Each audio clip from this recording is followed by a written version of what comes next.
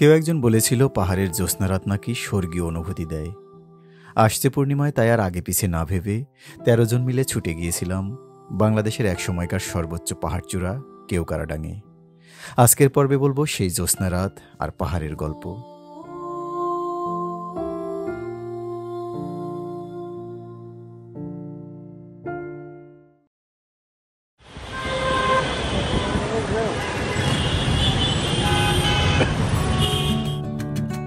Hello viewers, আসসালামু আলাইকুম।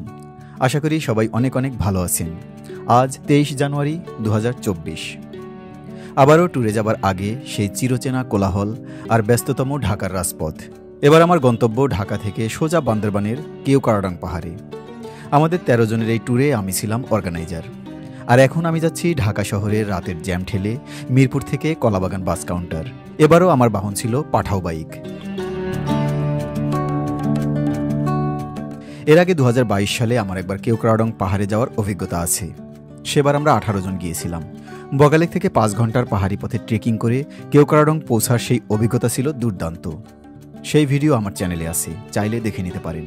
Link উপরের আই বাটন এবং এই ভিডিওর ডিসক্রিপশন বক্সে দিয়ে রাখলাম।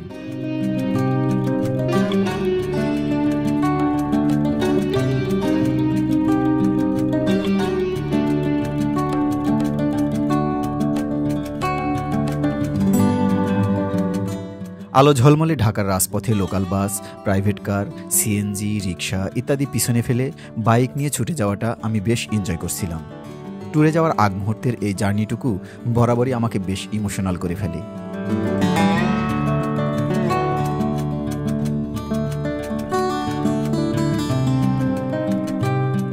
কলাবাগানের হানিফ বাস কাউন্টার থেকে আমাদের বাসটি ছাড়বে রাত ১০টায়। সেই মতোই সবাই অপেক্ষা করছিল। এই ট্যুরের হোস্ট হিসেবে অন্যান্য সময়ের মতো সবার আগে আমি এবার কাউন্টারে পৌঁছতে পারলাম না। কিছুটা দেরি করে পৌঁছে রেকর্ডটা হারালাম।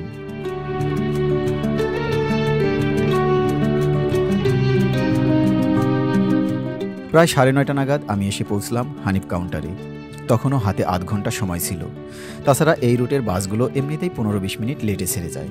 আমরা যাত্রা করেছিলাম মঙ্গলবার রাতে, তাই বৃহস্পতিবার বা শুক্রবারের ওভার ক্রাউডেড অবস্থাটা ছিল না।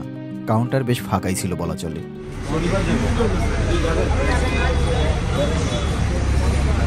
আমাদের ট্যুরমেটরা মোটামুটি সবাই চলে আসছে। এখান থেকে অবশ্য আমরা যাব মাত্র ৫ জন, তার ভিতরে ২ জন চলে আসছে। আমি সবার সাথে পরে পরিচয় করিয়ে দেবো আপনাদের একে একে। এখন জাস্ট আমি এনভায়রনমেন্টটা একটু দেখাচ্ছি আর কি।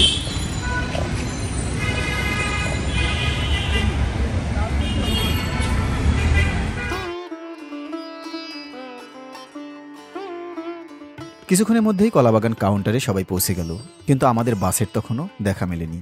তাতে আমরা মোটেও বিচলিত ছিলাম না, কারণ বরাবরের মতোই আমাদের যাত্রার পূর্ব মুহূর্তের বেস্ট পার্ট ছিল সবাই মিলে টং দোকানের লাল চা পান করতে করতে অচেনা অজানা মানুষগুলো একে অপরের সাথে পরিচয় হয়ে নেয়া। এই পার্টটা আমি যে কোনো গ্রুপ ট্যুরের আগে ভীষণ এনজয় করি।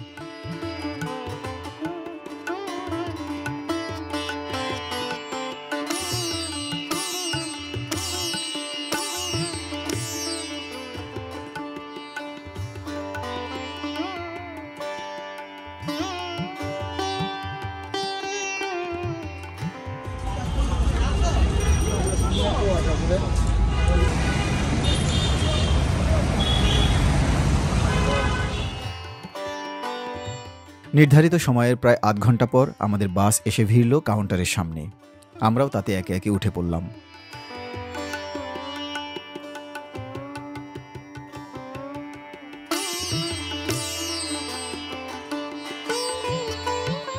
বাস চলতে শুরু করলো। ততক্ষণে ঢাকার রাস্তা প্রায় ফাঁকা হয়ে গেছে। কলাবাগান বাস কাউন্টার ছেড়ে আমাদের বাস আরও বেশ কয়েকটি কাউন্টার থেকে যাত্রী নেবে। তার মধ্যে ফকিরাপুল এবং নারায়ণগঞ্জের সাইনবোর্ড থেকে উঠবে আমাদের ১৩ জন গ্রুপের বাকি সদস্যরা। আমরা তাদের সাথে প্রতিনিয়ত যোগাযোগ রেখে আমাদের অবস্থান জানিয়ে দিচ্ছিলাম। তারাও কাউন্টারে প্রস্তুত ছিল।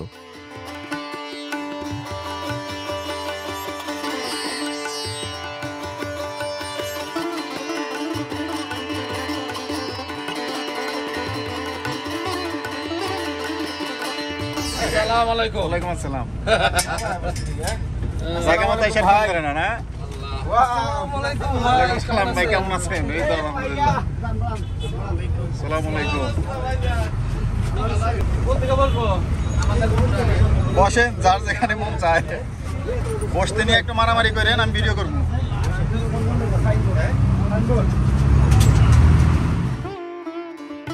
ফকিরাপুল কাউন্টারে অপেক্ষমান আমাদের 5 জন ট্যুরমেটকে তুলে নিয়ে বাস আবার ছুটে চলল সামনের দিকে। আরও 2 জন অপেক্ষা করছে সাইনবোর্ড কাউন্টারে।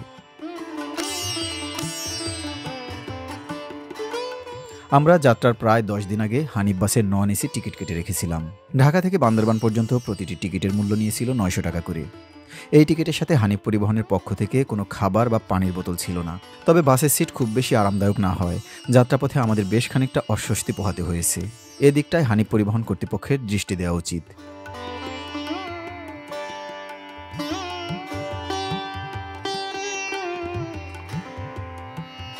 চলে আসো। আসসালামু আলাইকুম। ওয়ালাইকুম সালাম। ভালো আছো না? কি অবস্থা আলমগীর? ওয়ালাইকুম আসসালাম।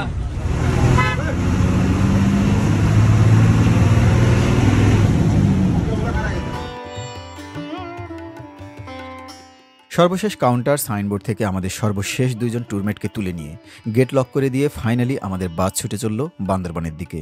আর আমাদের সামনে যে রয়্যাল কোচ পরিবহনের বাসটি দেখতে পাচ্ছেন, সেই বাসের সাথে আমাদের বাসটি শুরু থেকেই পাল্লা দিয়ে চলছিল। বারবার ওভারটেকিংয়ের অ্যাটেম্প্ট নিলেও রয়্যাল কোচের বাসটি সাইড দিচ্ছিল না। তবে বিষয়টি আমার কাছে একদমই ভালো লাগেনি। আমাদের দেশের হাইওয়েগুলোতে বেশিরভাগ দুর্ঘটনাই ঘটে এরকম অসুস্থ প্রতিযোগিতার ফলে। আমি ড্রাইভার ভাইদের অনুরোধ করব ঠান্ডা মাথায় বুঝে শুনে গাড়ি চালানোর জন্য। হয়তো 1-2 ঘন্টা দেরিতে আমরা গন্তব্যে পৌঁছব, কিন্তু একটা দুর্ঘটনা ঘটে গেলে তার নিজের পরিবার সহ কতগুলো পরিবারের শোকের ছায়া নেমে আসতে পারে, সেই বিষয়টি অবশ্যই আমাদের মাথায় রাখতে হবে।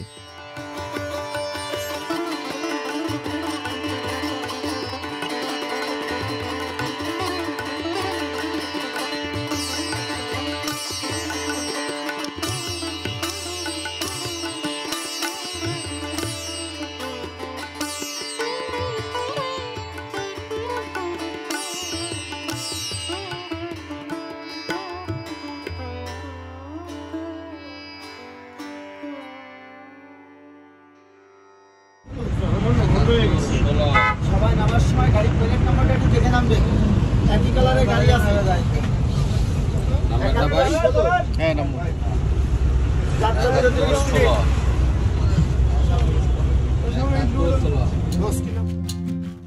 রাত প্রায় 2টার দিকে অবধারিতভাবে কুমিল্লার নূরজাহান রেস্টুরেন্টে আমাদের গাড়িটি 20 মিনিটের জন্য যাত্রা বিরতি দিল।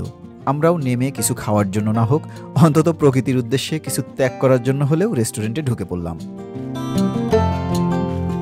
তবে এই রেস্টুরেন্টে আপনি ভাত, খিচুড়ি, বিরিয়ানি সহ মিষ্টি, বেকারি, ফাস্টফুড, এমনকি কুমিল্লার রসমালাইও পেয়ে যাবেন।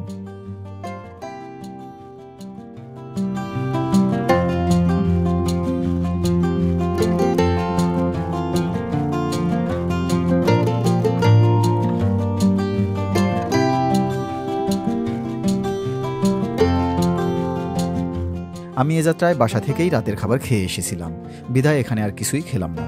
তবে আমাদের ট্যুরমেটদের অনেকেই খেয়েছিল। চলুন তাদের থেকে জেনে নেই খাবারের মান কেমন ছিল। আচ্ছা আলমগীর, তুমি যে এই যে নূরজাহান হোটেলে যে খুব উৎসাহ নিয়ে খাইতে গেলা এবং খুব আগ্রহ নিয়ে খিচুড়ি অর্ডার করে খাইলা, তোমার অভিজ্ঞতাটা একটু শেয়ার করো তো সবার সাথে। কি অবস্থা? আমি নূরজাহানে মানে বিগত দিনগুলো তো প্রায় এখানে 4-5 বার আমি খাইছি, কিন্তু এখানকার খাবারগুলো আসলেই ভালো, কোয়ালিটিও অনেক ভালো, কিন্তু এদের দামের তুলনায় খাবারের কোয়ালিটি আবার ভালো মনে হয় না। তবে মানে খাবার যেমন স্বাদ, কিন্তু প্রাইসটা প্রত্যেকটা জিনিসের প্রাইস অনেক বেশি। তুমি কি খাইলে? এইদিকে আজকে আমি খাইলাম হচ্ছে চিকেন খিচুড়ি। এটার প্রাইস ছিল 280 টাকা। 280 টাকা। মজা ছিল খাবার? চিকেন, হ্যাঁ, খাবারটা মজা ছিল। পরিমাণ কেমন ছিল? মানে একজনের 280 টাকা হিসাবে কোয়ান্টিটি খুবই কম, মানে পেট ভরার মতো না। পেট ভরার মতো না? না, পেট ভরার মতো। তাহলে কি আবার খাইবা নাকি তুমি? না, আবার খাওয়া লাগবে এই অবস্থায় হয়েছে, কিন্তু আসলে 280 টাকা দিয়ে খাইলাম, ভাবছিলাম পেট ভরবো, কিন্তু এইটা হইলো না। না, আমরা তো এটাই শুনি যে এখানে খাবার একদম মানে গলা কাটা বলে, যেটাকে বাংলায় আর কি। সেরকমই কি তোমার কাছে কি সেরকমই মনে হইলো? না, আজকেও মানে খাওয়ার পরে সেরকমই মানে মনে হইলো। গলা কাটা ফেলাইছে? হ্যাঁ, গলা কাটা ফেলাইছে। দেখাও তো মাথাটাও সাগরে। ব্যথা মুক্ত। গলার কি অবস্থা? ব্যথা মুক্ত গলা কাটছে আজকে। তো ঠিক আছে, আসলে আমরা যেটা শুনি সেটাই হয়তো বা সত্যি। তবে এই রেস্টুরেন্টগুলো আসলে কি অনেক রাত পর্যন্ত তারা সার্ভিস দেয়, আর অল্টারনেটিভও থাকে না, বাসওয়ালাদের সাথে একটা যোগসাজশ থাকে, সব মিলে আসলে করার কিছুই থাকে না। খাইলে খান, না খাইলে যান, ব্যাপারটা এরকম। ঠিক আছে, এই যে আমাদের বাস চলে গেছে, আমরা এখন হেঁটে হেঁটে বান্দরবান যাব। চলুন সবাই। নূরজাহান রেস্টুরেন্টে যাত্রা বিরতি শেষ করে আমাদের বাস আবার ছুটে চলল ঢাকা চট্টগ্রাম হাইওয়ে ধরে। আপনাদের জ্ঞাতার্থে বলে রাখি যে হানিফ পরিবহনের ঢাকা বান্দরবান রুটের এই বাসটি প্রথম কাউন্টার হিসেবে আবদুল্লাপুর থেকে ছেড়ে আসে রাত 9টায়। এরপর পর্যায়ক্রমে গাবতলী, কল্যাণপুর, কলাবাগান, ফকিরাপুর, সায়দাবাদ এবং সাইনবোর্ড কাউন্টার থেকে যাত্রী তুলে কুমিল্লা এবং চট্টগ্রাম হয়ে বান্দরবান পৌঁছায় ভোর 6টা থেকে 7টার মধ্যে। তবে টিকিট ছাড়া কোনো কাউন্টার থেকেই যাত্রী তোলা হয় না। অন্যান্য দিনে টিকিট প্রাপ্তিতে খুব বেশি বেগ পেতে না হলেও বৃহস্পতিবার বা শুক্রবার এবং সরকারি ছুটির দিনগুলোতে কোথাও ভ্রমণের আগে অবশ্যই চেষ্টা করবেন অন্তত 10 দিন আগে থেকে টিকিট নিশ্চিত করে রাখতে।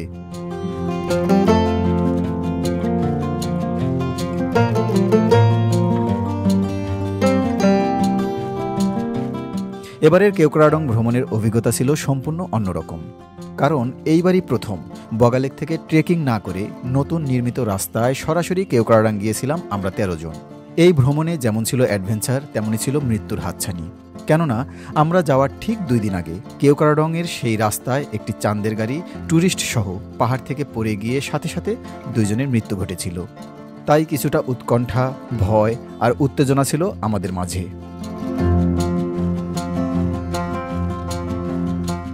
চলতে চলতে এই পর্যায়ে হঠাৎ খেয়াল করলাম আমাদের বাসটি 4 লেনের হাইওয়ে ছেড়ে পাহাড়ি সরু আঁকাবাঁকা রাস্তায় ঢুকে পড়েছে।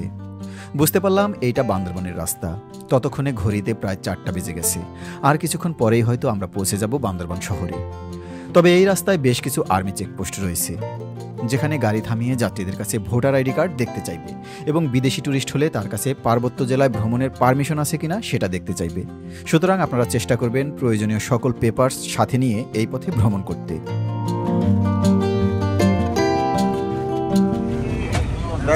সবাই ব্যাগ বসকা নাও।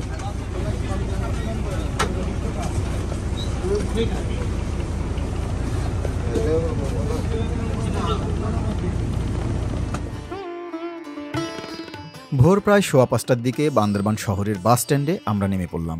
সেই সময় বাইরের তাপমাত্রা ছিল 12 ডিগ্রি সেলসিয়াস। ঠান্ডা ঠান্ডা সেই ওয়েদারটি আমরা বেশ উপভোগ করছিলাম। আলামিন ভাই, গাড়ি কেমন চালাইছে একটু বলেন তো। গাড়িটা মানে চালাইছে, গাড়ি ড্রাইভারটা এই রুটে আমার মনে হয় রেগুলার না। একটা স্পিড ব্রেকারকে সে স্লো করে নাই, একদম দাপ করে মারা দিছে। এই হিল ভিউতে ছিলাম। হিল ভিউতে ছিলেন? আচ্ছা, তাহলে তো মনে হয় আপনাকে খুব ভালোই চেনে, তাই না? যাই হোক, আমরা এইমাত্র নেমে পড়লাম বান্দরবান। এটা হচ্ছে হিল ভিউ রেস্টুরেন্টের সামনে। এটা একটা খুবই পরিচিত বিখ্যাত একটা রেস্টুরেন্ট। বান্দরবান আসলে সবাই এইখানেই নামে আর কি। তো আমরাও নেমে পড়লাম। এখন দেখি একটু, এখন বাজে হচ্ছে 5:15 নাকি 5টা, হ্যাঁ 5:15 আর কি। ভোর হতে এখন অনেক দেরি। হয়তো আমরা আর কিছুক্ষণ অপেক্ষা করব, তারপরে রেস্টুরেন্ট খুললে ভিতরে ঢুকে ফ্রেশ ট্রেশ হয়ে নাস্তা করে এরপরে আমরা রওনা দেব হচ্ছে বগালেকের উদ্দেশ্যে। দেখা যাক কি হয়।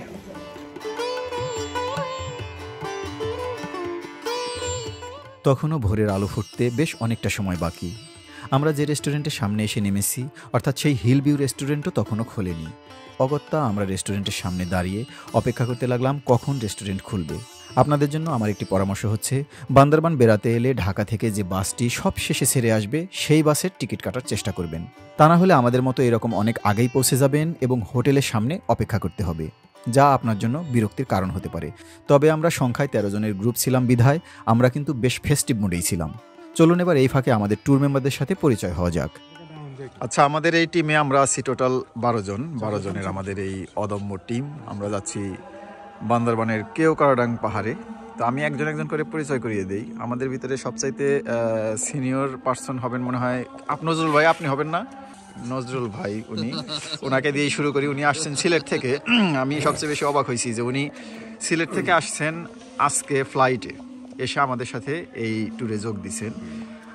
এরকম প্রত্যেকটা যখন আমরা ট্রাভেল করি গ্রুপে, প্রতিটা গ্রুপেই আমাদের এরকম একজন করে আমরা পাই, যারা টেকনাফ থেকে তেঁতুলিয়া কোথাও না কোথাও থেকে দূর দূরান্ত থেকে এসে আমাদের সাথে অ্যাড হয়।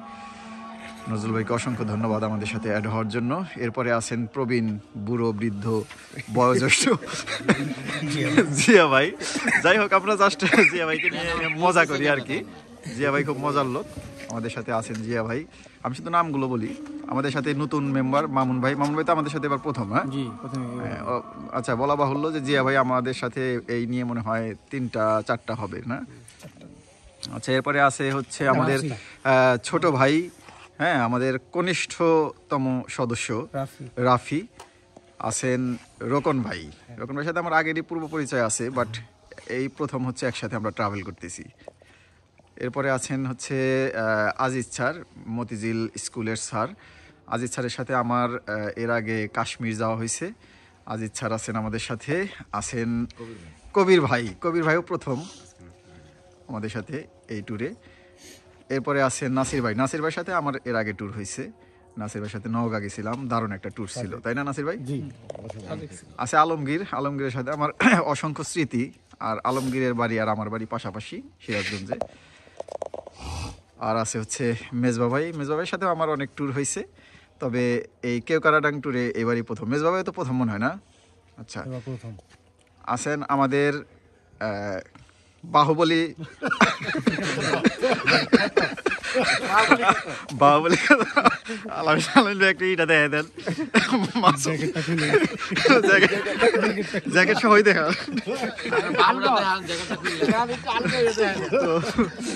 আলামিনের সাথে এর আগে কাশ্মীর, লাদাখ যাওয়া হয়েছে। লাদাখে খুব দারুণ স্মৃতি আছে আমাদের। লাদাখ মানালি ঘোরা হয়েছে আলামিন ভাইয়ের সাথে।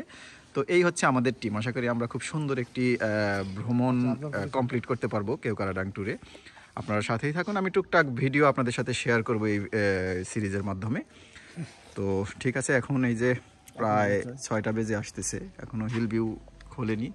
আমরা এখানে জাস্ট আড্ডা দিচ্ছি। খুললে আমরা ঢুকে ফ্রেশ হয়ে খেয়ে দিয়ে বগালেকের দিকে রওনা দেবো। সেই পর্যন্ত সাথেই থাকুন। সকাল 6টার দিকে হিল ভিউ রেস্টুরেন্টটি খুলে গেল। আমরাও আমাদের ব্যাগ বোসকা নিয়ে রেস্টুরেন্টে ঢুকে ফ্রেশ হয়ে খাবার টেবিলে বসে গেলাম সকালের নাস্তা করার জন্য। আমাদের ভিতর কেউ কেউ নিল পরোটা, আবার কেউ কেউ নিল খিচুড়ি। খিচুড়ির সাথে তো একটা ডিম আছেই, কিন্তু আমরা ডিম ভাজিও বলছিলাম। তার মানে একসাথে মানে সব দিছি না? হচ্ছে ডিম ভাজি, আর এই হচ্ছে আমাদের মুগ ডাল। পরোটা এখন আসে নাই, পরোটা আসতেছে।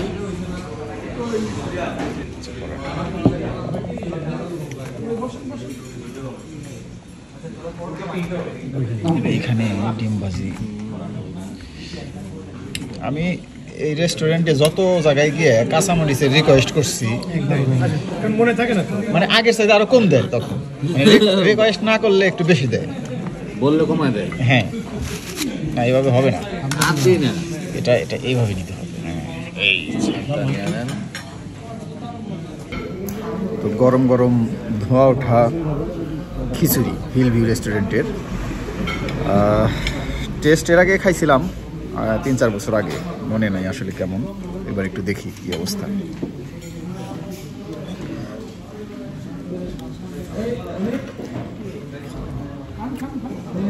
চালটা কিরকম একটা গন্ধ গন্ধ না? ঘটনা কি? মানে গোডাউনে অনেক দিন থাকার পরে চালের থেকে যে একটা গন্ধ আসে, ওই গন্ধটা খুব তীব্র, মানে হালকা না, অনেক বেশি। এই ব্যাপারটা তো ভালো লাগলো না। হিল ভিউ রেস্টুরেন্টের খাবার আমাদের সন্তুষ্ট করতে না পারলেও এই রেস্টুরেন্টের স্টাফদের ব্যবহার ছিল সন্তোষজনক। এত সকালে রেস্টুরেন্ট খুলে দিয়ে ট্যুরিস্টদের বিশ্রাম নিতে দেওয়ার ব্যাপারে তারা ছিল ভীষণ আন্তরিক। ততক্ষণে হোটেলের সামনে আমাদের চাঁদের গাড়িটি এসে হাজির হয়েছে। এই হচ্ছে আমাদের চাঁদের গাড়ি, চাঁদের দেশ থেকে এসেছে এইমাত্র। আমাদের এই চাঁদের গাড়িতে করে আজকে আমরা যাব হচ্ছে বগালেক, এবং কালকে যাব কেওকারাডাং। একটি চাঁদের গাড়িতে মোট 12 জন রিল্যাক্সে বসা যায়, তবে 13 জন হলেও যাওয়া যায়, তবে একটু চাপাচাপি করে বসতে হয়। এই চাঁদের গাড়ির ভাড়া এবং বুকিং সম্পর্কে বিস্তারিত আপনাদের সাথে শেয়ার করব বগালেক যেতে যেতে।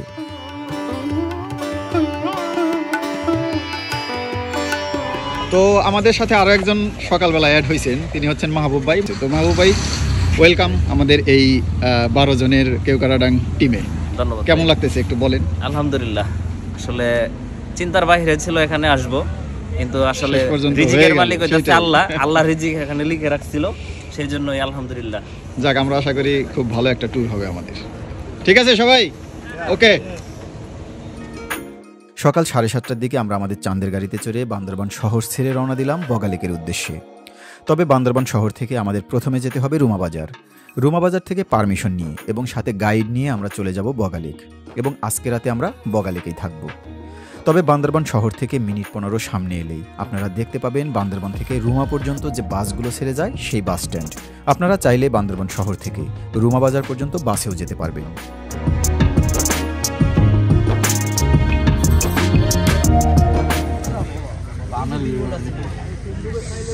হ্যাঁ, আমরা চলে আসছি এখন। আমরা কিন্তু রুমা বাজার আসি নাই, রুমা বাস স্ট্যান্ড। মানে এখান থেকে আপনারা বাসে করে রুমা বাজার পর্যন্ত যেতে পারবেন। আমি যত জানি সেটা ভাড়া হচ্ছে জনপ্রতি 100 টাকা করে। এই যে এই বাসগুলো যায়, এখন ভাড়া পাচ্ছি কিনা আমি জানি না। ঠিক এই বাস স্ট্যান্ড থেকে আপনারা যদি কেউ চান যে এইরকম গ্রুপে যদি না আসেন, সলো আসেন বা 2-3 আসেন যারা গাড়ি নিতে পারবেন না, তারা কিন্তু এইখানে এসে অনায়াসে এই বাসগুলোতে যেতে পারবেন। এই বাসগুলো ছাড়ে হচ্ছে সকাল 8টা থেকে এবং বিকেল 4টা পর্যন্ত। 4টার পরে কিন্তু আর কোনো বাস পাবেন না, ঠিক আছে? তো থানচিও যায় না। আচ্ছা, এটা এই বান্দরবান যেখানে আমাদের বাস থেকে নামিয়ে দিল, ওই হিল ভিউ রেস্টুরেন্ট থেকে খুবই কাছে, 10 মিনিটের পথ। তো এই হচ্ছে ব্যাপার। আমরা এই রুমা বাস টার্মিনালে এসে একটু ব্রেক দিলাম। এখানে আমাদের ড্রাইভার বললো কি যেন একটা সিরিয়ালের ব্যাপার আছে, পারমিশন নাকি, এইটার জন্য আর কি। আর এখানে যে পাশে একটা চায়ের দোকান পরোটা টরোটাও বিক্রি করে। এখানে আমি এখন লাল চা খাবো। সকালে নাস্তা করার পরে চা খাই নাই, কারণ ওই রেস্টুরেন্টে ছিল হচ্ছে দুধ চা। এখানে আমি লাল চা খাবো। মানে আমি যে ওনাকে বলছি, এই কথাই আপনাকে আবার রিপিট করা লাগতেছে। আমরা কোনো তাড়া নাই, পারাপারি নাই, ওভারটেকিং কিচ্ছু দরকার নেই। ওরা বলছেন রিল্যাক্সে যাবেন, ঠিক আছে? বয়সগুলো ভালো বলবো, আশা করি ড্রাইভারকে সুন্দর মতো বুঝিয়ে শুনিয়ে আমরা আবার রওনা দিলাম বগালেকের উদ্দেশ্যে। আমরা যেদিন বগালেক যাচ্ছিলাম তার ঠিক 2 দিন আগে 13 জন ট্যুরিস্ট নিয়ে একটি চাঁদের গাড়ি কেওক্রাডং থেকে ফেরার সময় পাহাড় থেকে ছিটকে গভীর খাদে পড়ে যায়। মর্মান্তিক সেই দুর্ঘটনায় সাথে সাথেই 2 জন মারা যায় এবং বাকিদের ভিতর অনেকেই মারাত্মক ইনজুর্ড হয়। তাই এই রোডের ড্রাইভারকে অবশ্যই দক্ষতার সাথে গাড়ি চালাতে হবে।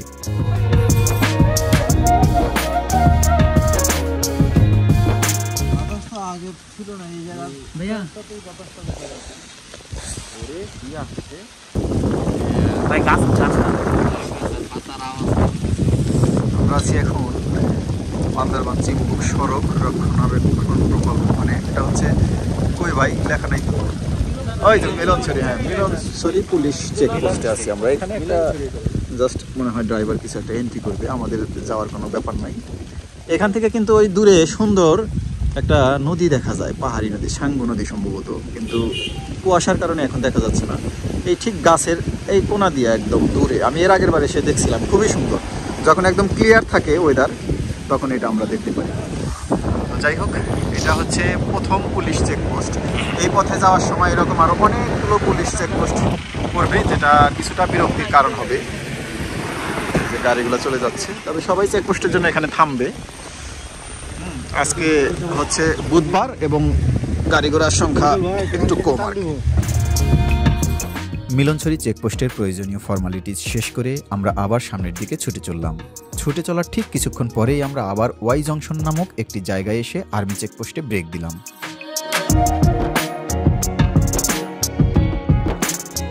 আচ্ছা, আমরা এখন আছি হচ্ছে ওয়াই জংশন। ওয়াই জংশনটা হচ্ছে কি, আমরা যে এইখান থেকে আসলাম, অর্থাৎ বান্দরবান থেকে এই যে এই রাস্তা দিয়ে আসলাম, এখানে রাস্তাটা 2 ভাগে ভাগ হয়ে গেছে।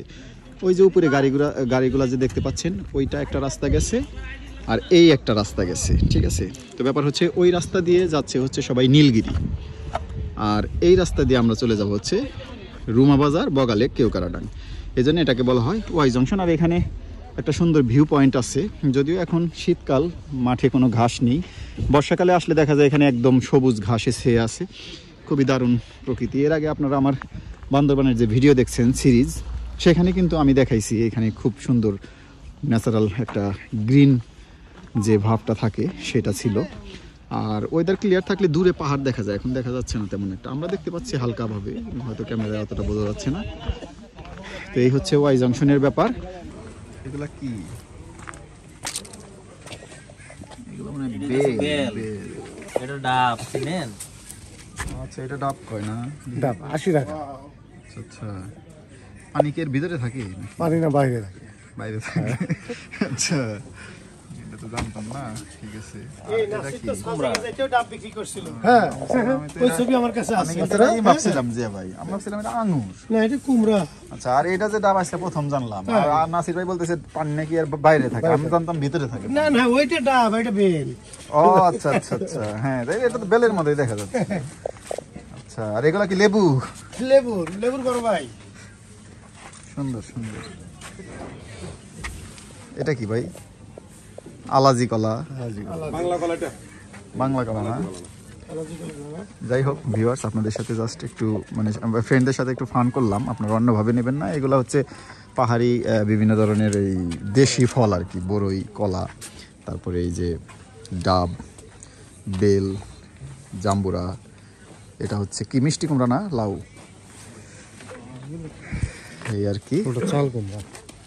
আরও আছে এখানে। দিদি পেয়ারা কত করে? 10 টাকা। 10 টাকা করে না? কেমন মিষ্টি হবে? মিষ্টি হবে না? সবার জন্য নেন। নেন আলামিন ভাই, পেয়ারা সবার জন্য নেন। হ্যাঁ নেন নেন, পেয়ারা নেন। সবার জন্য না, আমি আমার দাঁত নাই, আপনারা খান। আমার দাঁত নাই রে ভাই, আমি বুড়ো হয়ে গেছি না। বড় এর দাঁত আছে। বড়ই কত করে? এটা 100 রুপিয়া। নেন, সমস্যা নাই। নিলে ছোটটা নিতে হবে। সমস্যা নাই। না না, ছোট সাইজ। 100 রুপিয়া কি দিদি কেজি? ও 1 কেজি 100 টাকা না? ও আচ্ছা। বড় সাইজ। আর এখানে হচ্ছে এগুলো হচ্ছে কচুর মুখী। হ্যাঁ, কচুর মুখী না দিদি এগুলা? না না, কচুর মুখী। হ্যাঁ, কচুর মুখী। কচুর মুখী না, কচু। সুন্দর আসলে পাহাড়ি জনজীবন এবং ছোট্ট একটা বাজারও না সেরকম, আসলে ওনারা এখানেই থাকেন, যার কাছে যা আছে পাহাড়ি ফল ফলাদি, তরু তরকারি, সবজি, এগুলাই এখানে ওনারা বিক্রি করেন। টুরিস্টরা আসে, আজকে অবশ্য টুরিস্ট একটু কম, এই জন্য হয়তো বা বাজারটাও ছোটো আকারে লাগছে বা লাগতেছে, এখনও শেষ হয় নাই, হয়তো বা আরও বেলা বাড়ার সাথে সাথে আরও অনেকে অনেক কিছু বিক্রি করে। আমাদের ট্যুরমেটরা এখানে বেশ ভালোই আনন্দ করতেছে, তারা বিভিন্ন জিনিস কিনতেছে এবং খাচ্ছে অনেকেই। যে পাহাড়ি মানুষজন ওনারা এই যে ঝুড়িতে করে মালামাল বহন করে, আপনারা এগুলা দেখছেন অনেক, আমি তারপরেও একটু দেখাচ্ছি। আসলে এই সমস্ত জায়গায় আসলে না এইগুলা দেখার লোভ সামলানো যায় না, বা দেখানোটাও একটা ভিতর থেকে একটা আগ্রহ জাগে যে আপনাদেরকে একটু দেখাই। সচরাচর তো আমরা এটা দেখি না, আমরা যখন পাহাড়ে আসি তখনই শুধু এগুলো আমরা দেখি, আদারওয়াইজ এটা তো আমরা দেখে অভ্যস্ত না এগুলো। এই যে পাহাড়ি মানুষজন, ঘর বাড়ি, দোকানপাট। এই যে দিদি এখানে বড়ই মাপতেছে। হ্যাঁ দিদি, কি হইলো? 2 পাল্লা 100 টাকা না দিদি? 1 পাল্লা। আচ্ছা, এখানে দিদি 1 কেজি। 1 KG 1 KG. কেমন বড়ই, কেমন খাইছে কে? শেষা। মজা? এই তাহলে দেন দেন দেন, খাইতে হবে। শেষা। দেখি কি অবস্থা। কেমন আজিব ভাই? না আসলেই মজা। আলামিন ভাই যেটা দিছিল ওইটার সাথে এটা মজা, এবং কথা সত্য। মানে অনেকদিন পরে আমি এইরকম একটা বড়ই খাইলাম। দেশি ফল খাচ্ছে। দেশি বড়ই, ঢাকায় যে বড়ইগুলো পাওয়া যায় ওইগুলো পাঞ্চা দামও তো বেশি। দামও বেশি। ওয়াই জংশনে প্রয়োজনীয় চেকিং ফর্মালিটিস শেষ করে লোকাল বাজার ঘুরে ফিরে দেখে বেশ কিছু সময় কাটিয়ে আমরা আবার রওনা দিলাম সামনের দিকে। তবে সামান্য কিছু দূর যেতেই আবারও রুমা জোন নামে একটি জায়গায় আর্মি চেকপোস্টে আমাদেরকে থামতে হলো। এই পথে এরকম বেশ কয়েকটি আর্মি চেকপোস্ট পড়বে যেখানে আপনাদের থামতে হবে। বিরক্ত না হয়ে চেকপোস্টের প্রয়োজনীয় কাজগুলো সম্পূর্ণ করুন, কারণ এগুলো আমাদের নিরাপত্তার জন্যই করা হয়ে থাকে।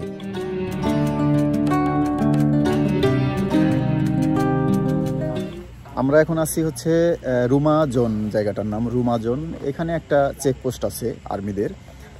তো এখানে আসার পরে একটা জিনিস ভালো লাগলো, আমাদের যে ড্রাইভার ছিলেন এখানকার কর্তব্যরত একজন আর্মি আমাদের ড্রাইভারকে গাড়ি থেকে নামিয়ে বললেন যে আপনি গিয়ে চোখ মুখ ভালো করে ধুবেন, হাত পা ধুবেন, ফ্রেশ হবেন, ঠিক আছে? কারণ আপনার উপরে এই গাড়ির এতগুলো লোকের মানে জীবন আপনার হাতে, ঠিক আছে, আপনি অবশ্যই আপনার চোখ মুখ ভালো করে ধুয়ে 15 মিনিট রেস্ট নিয়ে তারপরে হচ্ছে আপনি যাবেন বগা লেকের দিকে। তো ব্যাপারটা অবশ্যই প্রশংসনীয় তাদের এই অ্যাওয়ারনেস, কারণ আমরা জানি 2 দিন আগে অর্থাৎ আজকে হচ্ছে 24 তারিখ, সম্ভবত ঘটনাটা ঘটলো হচ্ছে 21 বা 20 তারিখে। খুবই দুঃখজনক একটা ঘটনা ঘটছে। বগা লেক থেকে কেওক্রাডাং থেকে ট্যুরিস্ট একটা এরকম চাঁদের গাড়ি আসার সময় খাদে পড়ে গিয়ে 2 জন মারা গেছে। তার ভিতরে ঢাকা ইউনিভার্সিটির একটা মেয়ে ছিলেন, ছাত্রী ছিলেন। তো আমরাও কিছুটা শঙ্কিত ছিলাম। আমাদের ড্রাইভারকে আমরা শুরুতেই বলে নিয়েছিলাম যে আপনি কিন্তু খুব সাবধানে সিনসিয়ারলি চালাবেন। তো এখানে আসার পরে যখন উনি মানে এখানকার যে দায়িত্বরত আর্মি ছিলেন, তিনি যখন ব্যাপারটা ড্রাইভারকে বললেন, তখন আমরা এটা অবশ্যই অ্যাপ্রিসিয়েট করলাম এবং অবশ্যই এটা প্রশংসনীয় একটা ব্যাপার। কারণ আসলে এই রাস্তাগুলো এতটা বেশি ডেঞ্জারাস, এই পাহাড়ি রাস্তাগুলো, এখানে খুবই সাবধানতার সাথে চালাতে হয়। না চালালে যে কোনো ধরনের দুর্ঘটনা যে কোনো সময় ঘটে যেতে পারে। তাই আমরা সবাই এই বিষয়টাতে সচেতন থাকবো। আমরা এখন আছি রুমাজনে, এখানে চেকপোস্ট শেষ করে আমরা আবার বগা লেকের দিকে রওনা দেব। সে পর্যন্ত সাথেই থাকুন। রুমাজন চেকপোস্টের পর থেকে প্রকৃতি ছিল বেশ নয়নাভিরাম। কখনো রাস্তার 2 পাশে পাহাড়ি জনপদ, আবার কখনো এঁকে বেঁকে চলা পাহাড়ি নদী, সেই সাথে সবুজের সমারোহ। সব মিলিয়ে এই পথে চলতে চলতে গতকাল রাতের জার্নির সমস্ত ক্লান্তি যেন ধুয়ে মুছে নিমেষেই উধাও হয়ে গেল। আপনাদের অবগতির জন্য জানাচ্ছি যে বান্দরবান শহর থেকে বগা লেক পর্যন্ত আপ ডাউন চাঁদের গাড়ির ভাড়া নেবে 12,000 থেকে 13,000 টাকা। আর বান্দরবান শহর থেকে বগা লেক এবং কেওক্রাডাঙে 1 রাত করে মোট 2 রাত থেকে আবার বান্দরবান শহরে ফিরে এলে চাঁদের গাড়ির ভাড়া পড়বে 18,000 টাকা। বগা লেক অথবা কেওক্রাডাং ভ্রমণে গাইড নেওয়াটা বাধ্যতামূলক। প্রতি 16 জন ট্যুরিস্টের জন্য 1টি গাইড নিতে হবে এবং 16 জনের বেশি হলে 2টি গাইড নিতে হবে। গাইড খরচ জন প্রতি 2600 টাকা করে। গাইডে থাকা এবং খাবার খরচ ট্যুরিস্টদের বহন করতে হবে। আমাদের গাইড ছিলেন আলমগীর ভাই। আমি তার নাম্বার ডিসক্রিপশন বক্সে এবং এই ভিডিওর স্ক্রিনে দিয়ে রাখলাম। সবার একজন থাকেন এখানে, হ্যাঁ, আইডি কার্ড নিয়ে জানো না।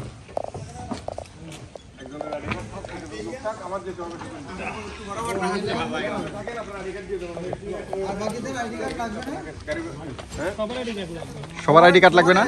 সবার নাম ঠিকানা লাগবে। যা চলেন না, নিয়ে চলেন না। ফর্ম ফিল আপ করতে হয় না? না, ফর্ম ফিল আপ করতে হবে একটা উপরে। হ্যাঁ, একজন যান। আমরা চলে এসেছি রুমা সদর। এখানে আমাদের কিছু বিষয় ইনফরমেশন আর্মি চেকপোস্টে এন্ট্রি করতে হবে। জাস্ট ভোটার আইডি কার্ডের যে ইনফরমেশনগুলো সেইগুলো এন্ট্রি করতে হবে। আমরা কয়জন আছি না আছি এই ব্যাপারগুলো এন্ট্রি করতে হবে। এরপরে আমরা এই কাজটা শেষ করে আমরা চলে যাব হচ্ছে সামনে রুমা বাজার। রুমা বাজারে গিয়ে আমরা কিছু কেনাকাটা করবো। রাতে বারবিকিউর জন্য আমরা মশলা কিনবো। তো এখন এই যে আমাদের গাইড আবার এখান থেকে আমাদের সাথে অ্যাড হবে। গাইড আগামী 2 দিন আমাদের সাথে থাকবে এবং এই ট্যুর শেষে সে আবার এইখানেই আমাদেরকে ছেড়ে দেবে। তো আমরা এখন যাচ্ছি সামনে আমাদের ইনফরমেশনগুলো এন্ট্রি করতে। চলুন। আচ্ছা, এখানে এই উপজেলা পরিষদের যে অফিস, এখান থেকে আমাদেরকে এই ফর্মটা দিল। এখানে আমাদের ট্যুরিস্টদের সবার নাম, তারপরে পিতার নাম, বয়স, ঠিকানা, পেশা ইত্যাদি, মানে বেসিক যে ইনফরমেশনগুলো আমাদের ভোটার আইডি কার্ড অনুযায়ী সেগুলো এখানে পূরণ করতে হবে এবং জনপ্রতি 50 টাকা করে দিতে হবে। ঠিক আছে, দিয়ে এখানে আচ্ছা এখানে লেখা আছে শুভেচ্ছা ফি 50 টাকা জনপ্রতি। এটা রুমা উপজেলা পরিষদে প্রয়োজনীয় ইনফরমেশন এন্ট্রি করে আমরা এসে পৌঁছলাম রুমা বাজারে। এখানেই আমাদের সাথে গাইড এসে যোগ দিল। আচ্ছা, আমরা এখন বারবিকিউয়ের মুরগি কিনতে যাচ্ছি। রুমা বাজার থেকে বারবিকিউয়ের মুরগি কিনবো আমরা। এবং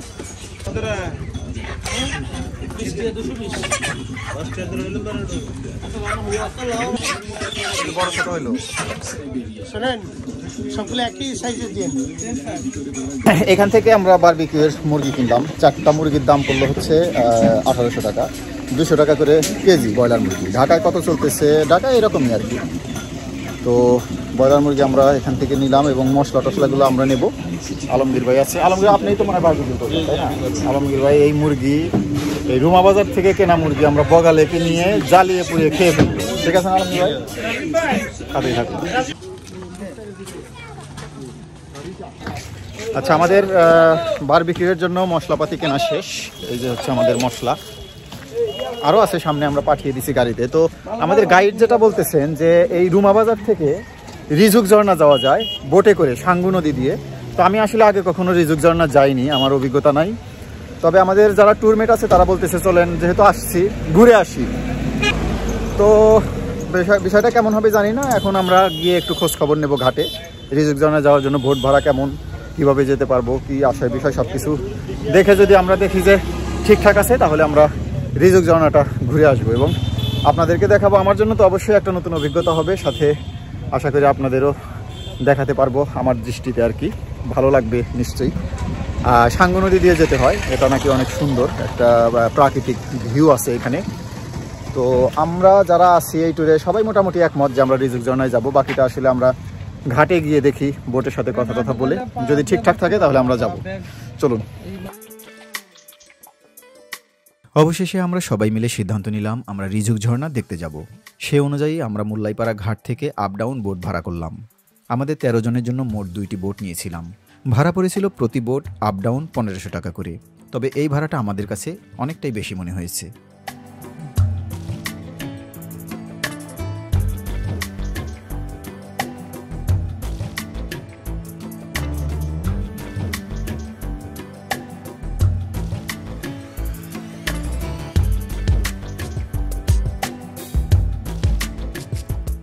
রিজুক ঝর্ণা যাওয়ার এই পথটুকু ছিল মাত্র 20 মিনিটের, কিন্তু প্রাকৃতিক সৌন্দর্যের কারণে বেশ উপভোগ্য ছিল। সাঙ্গু নদীর স্বচ্ছ পানি ভেঙে স্রোতের বিপরীতে ছুটে যাচ্ছিল আমাদের নৌকাটি। দুই পাড়ে পাহাড়ি জনজীবন, চাষবাস মিলিয়ে বেশ একটা ঘোর লাগা পরিবেশ ছিল। বাংলাদেশের কোনো পাহাড়ি নদীপথে আমার জন্য এটি ছিল প্রথম অভিজ্ঞতা।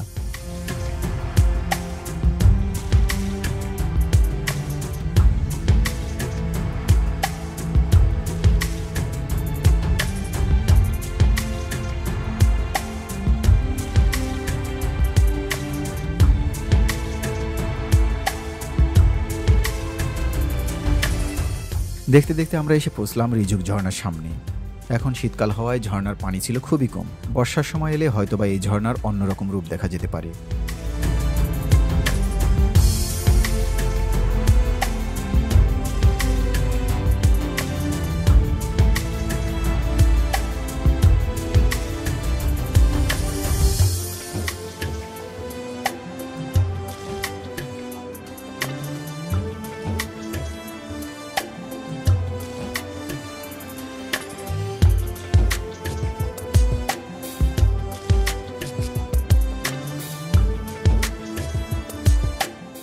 রিজুক ঝর্ণা দেখা শেষ করে আমরা আবারও বগালেকের পথে।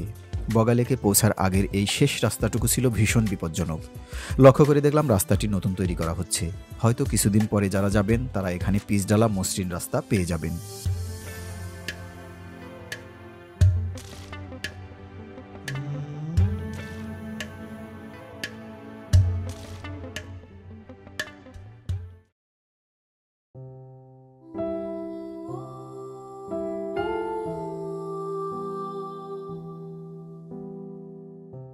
সেদিন আমরা বগালেক এসে পৌঁছাই দুপুর নাগাদ।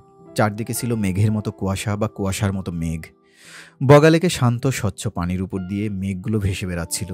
সেই দৃশ্য ছিল অসাধারণ।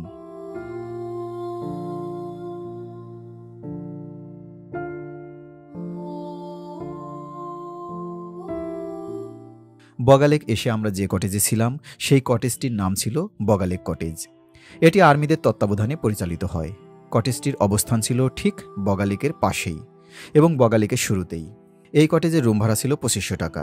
এক রুমে আমরা 5 জন করেছিলাম। আপনারা চাইলে 6 জনও থাকতে পারবেন।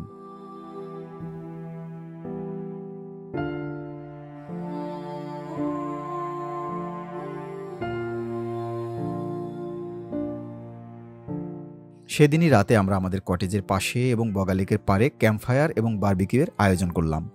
সবকিছুর ব্যবস্থা আমাদের গাইড করেছিলেন। এই বাবদ তাকে আমরা এক্সট্রা 400 টাকা দিয়েছিলাম। আর বারবিকিউ করার যাবতীয় কিছু আমরা রুমা বাজার থেকে কিনে নিয়েছিলাম, যা আপনারা দেখেছেন।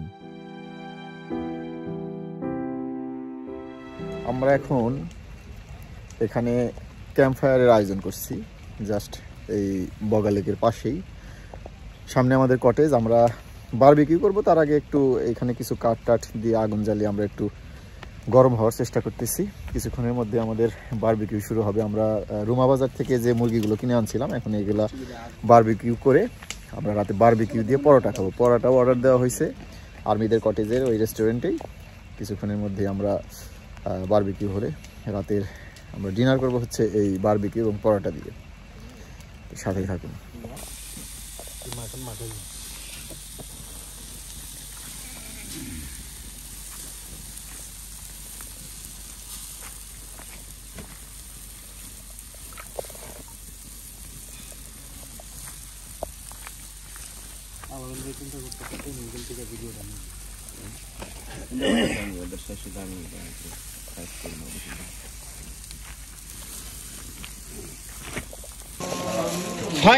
ফাইনালি আমাদের বারবিকিউ কমপ্লিট হয়ে গেল একদম। এখানে কিন্তু 4টা মুরগি, দেখে মনে হচ্ছে না যে 4টা মুরগি। আর এই হচ্ছে পরোটা, সেই সাথে এই শীতের রাতে বগা লেগে হচ্ছে বৃষ্টি, বাইরে যদিও কিছু দেখা যাচ্ছে না, কিন্তু দারুণ একটা পরিবেশ। একদম এই ট্যুরের কথা যদি বলি, এই ট্যুরে আসলে সব ট্যুরেই কিছু ত্রুটি বিচ্যুতি থাকে। এখন আমি গ্রুপ ট্যুর কেন করি? গ্রুপ ট্যুর এই কারণে করি যে আমার সলো ট্যুর আসলে ভালো লাগে, অনেকের কাছেই সলো ট্যুর ভালো লাগে।